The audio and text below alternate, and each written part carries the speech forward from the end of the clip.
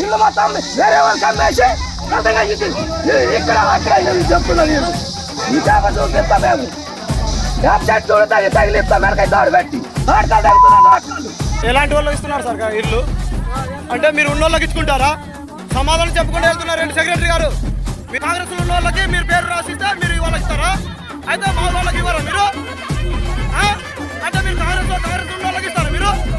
మా ఎస్టీ వాళ్ళకి ఇవ్వలేదు. మరి ఎలక్షన్ అప్పుడు అయితే వస్తారు. ఎమ్మెల్యే గారు ఏం చేస్తున్నారో ఏంటో మరి కావాలని చేస్తున్నారో మరి ఇవ్వాలని ఇచ్చారో మా కట్టెలు